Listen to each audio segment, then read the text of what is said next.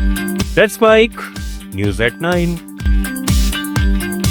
ये है let's mic more than radio. आप सुन रहे हैं न्यूज 89 और समाचारों के साथ मैं महेश सिंह।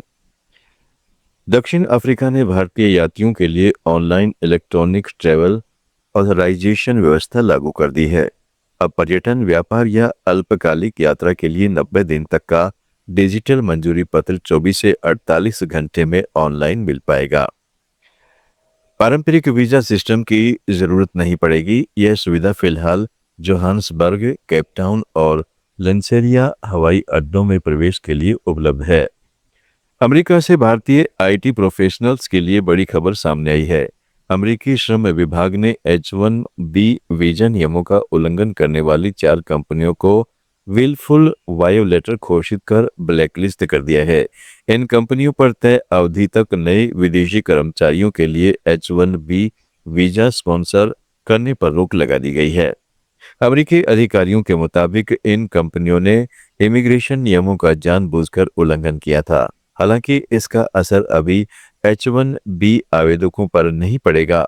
भारतीय प्रोफेशनल्स को सिर्फ नौकरी देने वाली कंपनी की विश्वसनीयता और वीजा रिकॉर्ड की जांच करने की सलाह दी गई है। प्रतिबंध खत्म होने के बाद भी इन कंपनियों की कई वर्षों तक निगरानी जारी रहेगी।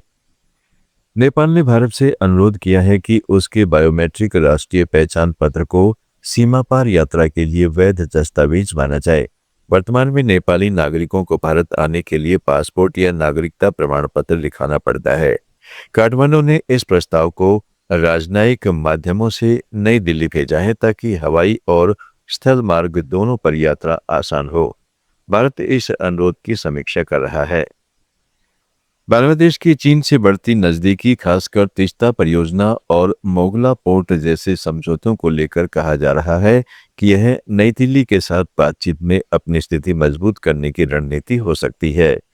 चीनी राजदूत याओ वेन ने ढाका के चीनी दूतावास में प्रेस से कॉन्फ्रेंस में कहा है कि भारत चाहे तो बांग्लादेश, चीन, म्यांमार आर्थिक गलियारे में शामिल हो सकता है। इधर भारत ने तिस्ता मुद्दे पर अपना रुख साफ रखा है और सभी संबंधित घटनाक्रमों को ध्यान में रखते हुए आगे बढ़ेगा। विशेषज्ञ इसे क्षेत्रीय शक्ति संतुलन में बदलाव का संकेत मान रहे हैं। अमेरिकी aviation company Lockheed Martin Bharat में अपने C-130 सुपर हरक्यूलिस विमान को और मजबूत बनाने की कोशिश कर रही है। कंपनी भारत के मीडियम ट्रांसपोर्ट एयरक्राफ्ट कार्यक्रम में लगभग 7 विमानों की प्रतिस्पर्धा में हिस्सा ले रही है। यह एयरबस A400M और एम्ब्रेयर C390 के टक्कर में है। भारत पहले से C-130J का इस्तेमाल कर रहा है और टाटा एडवांस्ड सिस्टम के साथ विनिर्माण साझेदारी भी है।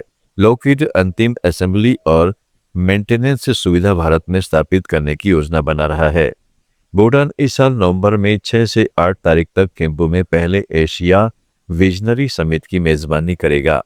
राजा जिग्मे खेसर नामग्याल वांगचुक के संरक्षण में यह आमंत्रण आधारित सम्मेलन नवाचार, स्थिरता और नेतृत्व पर केंद्रित होगा।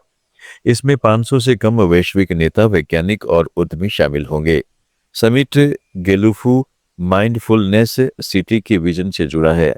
Road to Asia visionary summit कार्यक्रम के तहत भारत सहित कई एशियाई देशों में उभरते उद्यमियों की खोज की जाएगी जो भारत भूटान सहयोग को और मजबूत कर सकता है। समिट में भारत, जापान, थाईलैंड, नेपाल और वियतनाम शामिल है।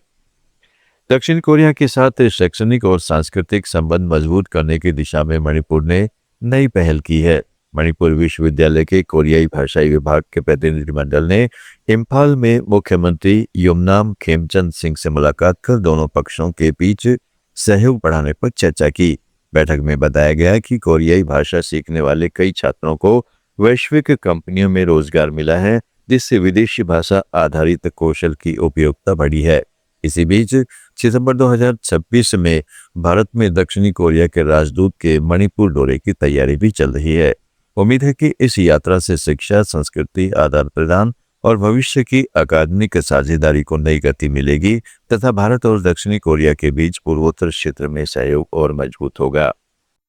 आप सुन रहे थे let's mic more than radio. Follow कीजिए हमें हमारे सोशल मीडिया प्लेटफॉर्म्स पर।